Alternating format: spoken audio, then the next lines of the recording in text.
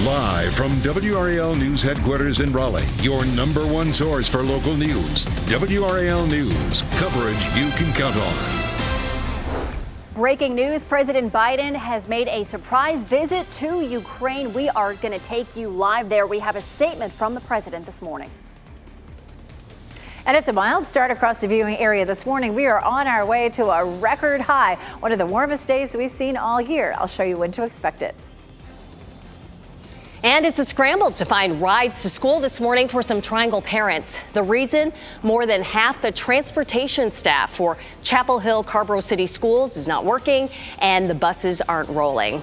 We'll be tracking the fallout from that for that school district. They do have school today, but Wake County, Durham Public Schools, Cumberland County Schools have the day off. Whatever your day is, we are here to get you started. I'm Renee Chu.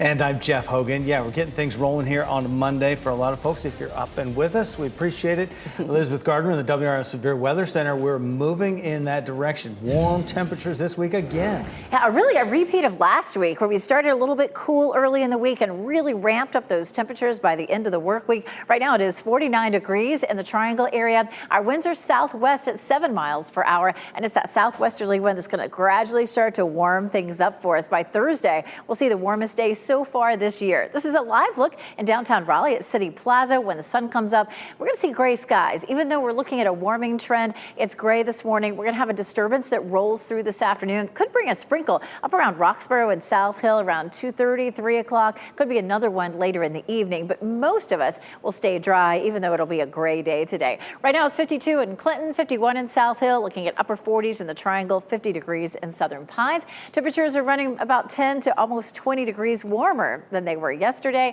and we'll continue that nice mild day today with highs in the mid-60s. I'll show you when we'll hit the 80s coming up. Brian. Elizabeth, here on President's Day. It is a holiday for a lot of people, so I think that we'll probably see very light traffic volume this morning. Certainly off to a good start as we take a look at that camera on 147, the Durham Freeway out at Briggs Avenue, very lightly traveled. All of our sensors around the Triangle are indicating very light traffic volume at this point and no crashes showing up anywhere. Elizabeth and I will be back with another live update in about 10 minutes.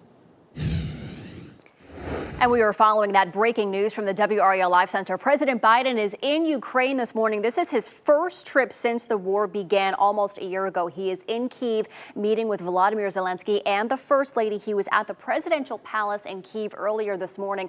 We are monitoring CNN for pictures. Here's a picture of them meeting at the presidential palace. The president will eventually head to Poland, which is where we thought the only stop was overseas. He was supposed to arrive there tomorrow morning, but this is a surprise visit.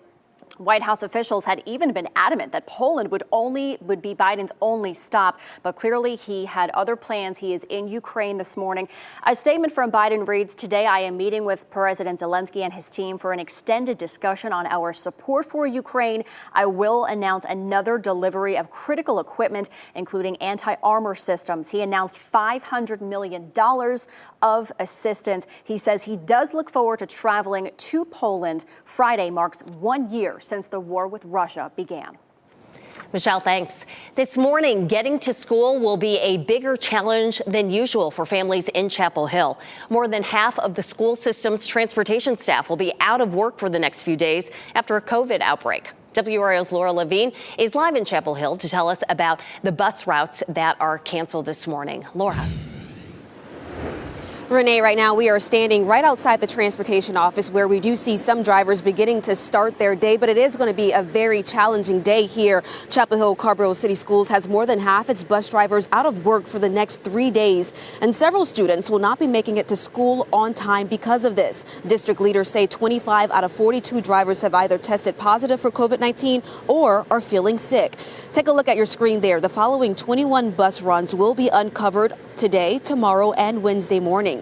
Parents are asked to make travel arrangements or to call the transportation office starting at 6:30 this morning to arrange a bus ride, but that's going to be after 9 a.m.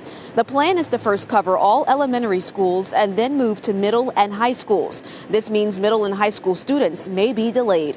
District leaders are contacting staff members with CDLs to support them throughout the rest of the week, but they're also reaching out to neighboring school districts that may be out of school because of the holiday, as well as reaching out to Chapel Hill Transit for that assistance. Laura Levine, WRAL News, live in Chapel Hill. A Raleigh man is due in a Wake County courtroom today on charges of sex crimes involving a 7-year-old child. 61-year-old Kenneth Newcomer is held under a $1 million bond right now. Court documents show the offense happened August of 2007. We've learned Newcomer is the husband of a former longtime director of children's ministry at Good Shepherd Lutheran Church on Creedmoor Road. The senior pastor at the church, Richard Garris, tells us the church is heartbroken but supports the victim. Police in Selma are searching for a suspect after a shooting injured at least one person. The shooting happened near the Quality Inn and La Quinta hotels near I-95 around 8 p.m. Shell casings were scattered across the shoulder of the road. The hotels were taped off in a crime scene that covered a large area. Today, students at Michigan State University returned to class 1 week after that mass shooting that left 3 students dead and 5 others injured. 4 remain in critical condition. Members of the student newspaper argue the school should give the student body more time to heal. Student leaders say they don't want the victims of the shooting to be forgotten. Frankly, students are scared but absolutely ready to do what they can to make changes. Students have organized several protests at the Capitol and beyond. Michigan State will not resume classes in the building where the shooting happened. Starting today, weapons detection systems will be in place at entrances to Duke hospitals. Officials say they're designed to detect guns, knives, and other weapons. People who don't surrender their weapons won't be allowed inside. Duke Health says they want their staff to feel safe. In a nationwide survey last year, nearly half of nurses reported an increase in workplace violence. New this morning, Japan says North Korea launched 2 ballistic missiles in its direction. Japan's defense ministry says it is still analyzing the data, but it believes those missiles fell in the water just outside Japan's exclusive economic zone. Japan says the first missile flew about 250 miles off North Korea's west coast. The second flew about 220 miles. Today, one of the oldest houses in Cary is moving to its new home. After 150 years on the same corner, the Ivy Ellington house is moving downtown. The house was moved to the edge of South Academy Street on Friday. It was there for the weekend. Before now, it'll make its move to a final stop today. The street will be closed beginning at 7 a.m., so coming up here in just a little bit for that move. And for a look at the history of this house and what will be built in its place, you can go to WRAL.com. A downtown Raleigh street is closed during the overnight hours for the next few days. Raleigh Transportation created this map, and the closed portion we're talking about is that little red line, East Hargett Street from Fayetteville to Wilmington Streets. That stretch will close between 9 p.m. and 6 a.m. for the next few nights while crews set up a crane. The sidewalk will stay open. The work should be done by Thursday morning. Jimmy Carter is at home with his family this morning receiving hospice care. Carter's family says he's spending his final days at home after a series of short hospital stays. The 98-year-old Carter is the longest living ex-president in the nation's history. After he left the Oval Office in 1981, he returned to his small hometown of Plains, Georgia, where he taught Sunday school. The U.S. is promising $100 million in disaster relief for Syria and Turkey. Secretary of State Antony Blinken made the pledge as part of his visit to Turkey. New video shows him with the country's foreign minister this morning. Blinken is also set for a one-on-one with the president. The U.S. aid comes after that earthquake 2 weeks ago that killed at least 46,000 people. Half the money will go toward emergency response, and the rest is for humanitarian assistance.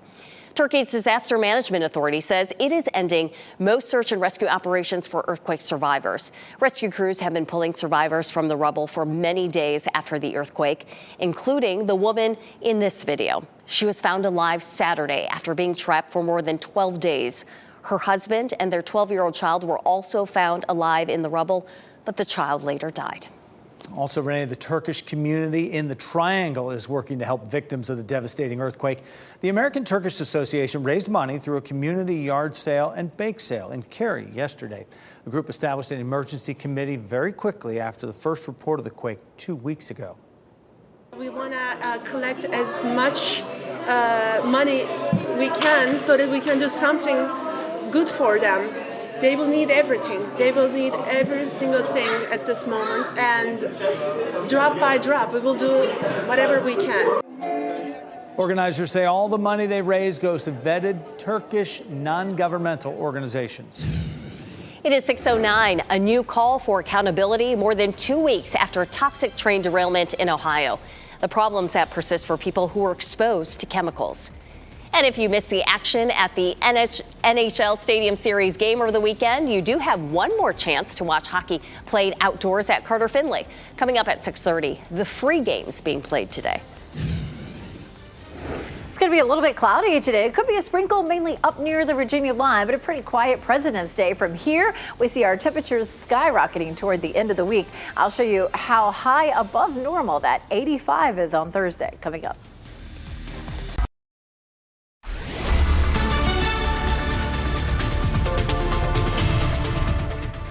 6:12 on a quiet morning. We take a live look at Goldsboro. It won't be long until we start to see that sun lighting up the sky, but it is cloudy like it was yesterday, and those clouds will stick around into the day tomorrow. And even though it'll be gray today, we're not looking at rain unless you're up right around the Virginia line. We'll walk through the timeline for some showers in the north coming up. It's 50 in Southern Pines, 51 in Tarboro, 47 in Irwin, 52 degrees right now in Goldsboro. Temperatures are much warmer than they were this time yesterday, so we've started that warm up. If you're going to be out exercising this morning, expect upper 40s to low 50s. That's pretty good temperatures for getting out and about. The warmest temperature mid-afternoon, and if you're exercising this evening, temperatures are still close to 60. I'll show you when temperatures jump well above records coming up. 6:13 right now as we take a look at traffic, starting off with that live camera at Capitol Boulevard at 440 in Raleigh. And right now, both directions of Capitol Boulevard are looking just fine. 440 also looking pretty good. Just check with Raleigh 911, not getting any reports of any crashes or other incidents anywhere in Wake County. And as we take a look at those major approaches into Durham right now, no trouble on 40 westbound from Wade Avenue out to 885. And it's also looking clear as you head in from Hillsborough on 85 northbound. Jeff. All right, thanks for that, Brian. Small businesses in Raleigh can apply for their share of more than $3 million in grant funding beginning today. The application program for the second round of Oak City Biz Labs funding runs from today through March 12th. Eligible small businesses can get up to $30,000 in funds for collateral enhancements, debt repayments, equipment purchases, and much more. Durham city leaders are meeting today to talk with state lawmakers about their priorities in the legislative session. City Council is holding a special meeting today with Durham's delegation in the General Assembly. Council will give the state lawmakers the city's agenda for the 2023 legislative long session. That meeting is happening at 9 this morning. Today marks 20 years since one of the deadliest nightclub fires in American history. The Station nightclub in West Warwick, Rhode Island, burned on this day in 2003. 100 people died, 200 others were hurt. That fire sparked when pyrotechnics from a concert by the band Great White ignited packing foam that was used as soundproofing in the walls and ceiling. Yesterday, the West Warwick community gathered for a service to remember the victims. For survivors, today marks an emotional milestone. I remember thinking, how would I ever live through this? How am I going to live? My fiance and I were there that night. He didn't make it. I did. So I have to honor them. 3 people were charged after the fire. The 2 brothers who owned the nightclub and the band's tour manager who set off the fireworks. The death of a well-known bishop is being investigated as a murder this morning. Investigators say auxiliary bishop David O'Connell was found shot to death at his California home on Saturday. O'Connell worked with the Archdiocese of Los Angeles for more than 4 decades. Leaders, including the mayor of L.A., shared condolences on social media. Police have not said who killed O'Connell or released a motive. Norfolk Southern is facing a new call for accountability more than 2 weeks after that toxic train derailment in Ohio. Transportation Secretary Pete Buttigieg sent a letter to the company's CEO over the weekend. He urged the railroad to respond faster to community members worried about getting sick from the chemicals released after the train derailed. Buttigieg also accused Norfolk Southern of working to undermine safety regulations. A health clinic for people who say they've been affected by the chemicals will open tomorrow. Police in Philadelphia are working to figure out who placed a pipe bomb behind a Catholic church. Police say the 18-inch pipe bomb was found by someone passing by that church yesterday morning. The bomb squad was able to safely remove it and take it back to police headquarters for examination. It could be a month before U.S. Senator John Fetterman of Pennsylvania is back on the job. An aide for Fetterman says his treatment for clinical depression could last anywhere from weeks to up to 2 months. Fetterman was admitted to Walter Reed Medical Center outside of Washington, D.C. last week. He has a prior history of depression, and doctors say those who have suffered a stroke like Fetterman can also develop depression afterwards. Governor Roy Cooper will honor Black History Month today at the Executive Mansion. He will honor the state's black judges and lawyers at an event this afternoon. It's scheduled to happen at 4 o'clock today. But if they chose, they could have that outside. A couple of spotty showers out there, though. Elizabeth Gardner in the WRAL Severe Weather Center. The temperatures will be right, though. Yeah, temperatures climbing into the mid-60s is going to be a nice one this afternoon. We take a live look at Goldsboro, Durham, Apex, Chapel Hill. As the sun comes up, we're going to see a lot of cloud cover. You know, it was a pretty gray day for us yesterday. We'll see that again tomorrow, but the clouds should begin to break up. And then, boy, our temperatures are just going to skyrocket. Here's what's happening today. You can see the showers starting to build across parts of Tennessee and Kentucky. That's going to swing just to our north. So say folks around Roxborough or Oxford all the way up into Clarksville and South Hill could end up seeing this shower activity, but it's likely to be early afternoon and it should swing on by without a lot of us seeing it. Here's a look at Futurecast, and we'll pause it here at around 9 o'clock, and you can see we're just cloudy. At lunchtime it's cloudy, but then here comes that band of rain. It swings through early afternoon. We'll pause it there at 2 o'clock, and you can see it just kind of sweeps on by. There may be another one that ends up being just to our north again a little later on in the evening. Here's a look at Futurecast. We'll take another look at that. You can see that rain again that's developing right now back across Kentucky and Tennessee. Just kind of swings into the mountains and fizzles out a little bit. It's not going to be a big rainmaker for us. We do have another front that comes through tomorrow. There could be a tiny quick sprinkle with that tomorrow, but it's going to be a mainly dry front, and then that front will slide eastward. And then here's where the real warmth kicks in. We're going to start to feel that Wednesday. A warm front moves across our area and switches our wind to southerly, and it's going to be a strong southerly wind that comes through. It's going to bump our temperatures higher than we've seen since last November. Thursday, we can see the first 80-degree day of the year. And then after that, we're going to see this front bringing the temperatures back down for us for Saturday. So roller coaster ride, and of course, that's just normal for this time of year.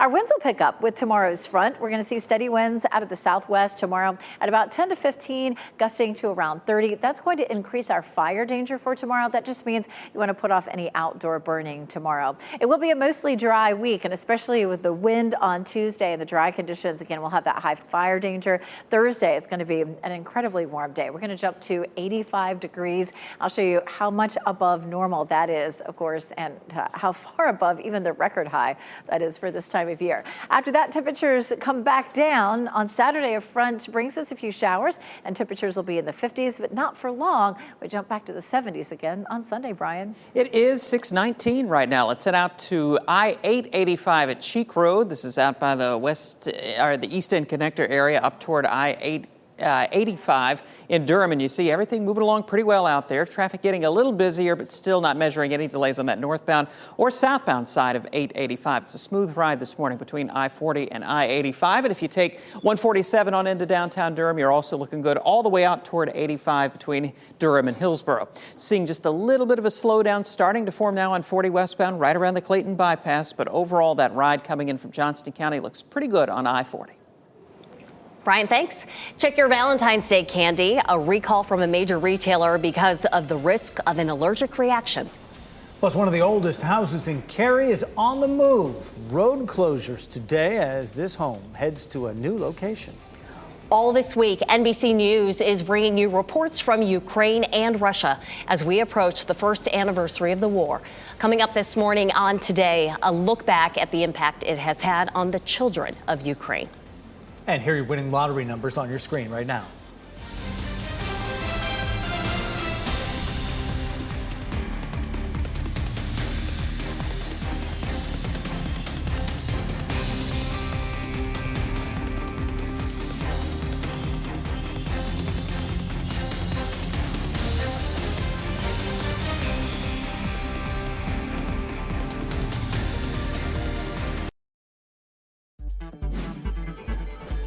This What's Trending report, sponsored by Rug and Home.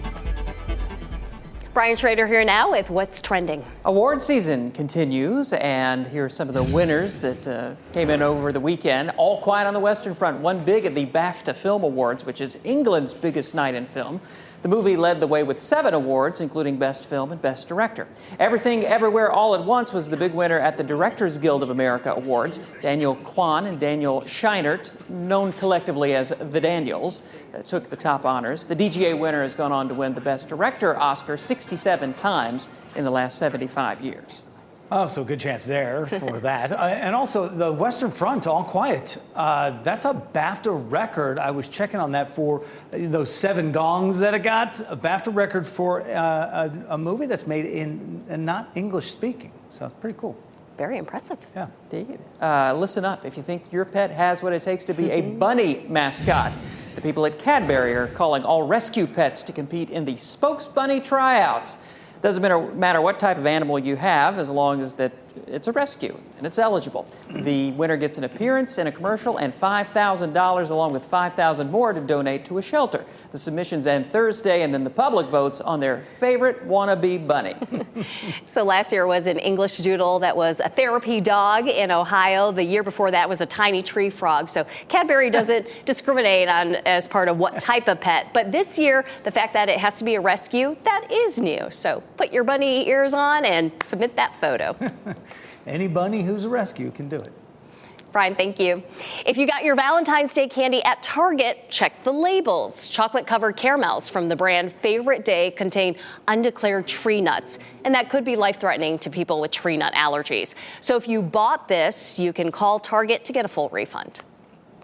NASCAR season is off to a fast start. Ricky Stenhouse Jr. came up victorious in the longest Daytona 500 race in history yesterday. It was extended by 12 laps, which is 30 miles because of late crashes. You see one here, pushed the race into overtime. It is the first time Stenhouse has won in almost 200 races, 199 races, the 4th longest stretch between wins for a driver in NASCAR history. Several buses here in Chapel Hill will not be running today as 25 bus drivers are out with COVID this week. We are live in Chapel Hill with how the district is working to get students to school. And a popular road in Cary going to be shut down today as the city moves a historic landmark. We'll tell you when and where those closings are happening. And after a cool weekend, are you ready for more record heat? We can see the hottest day so far this year later in the week. I'll show you coming up.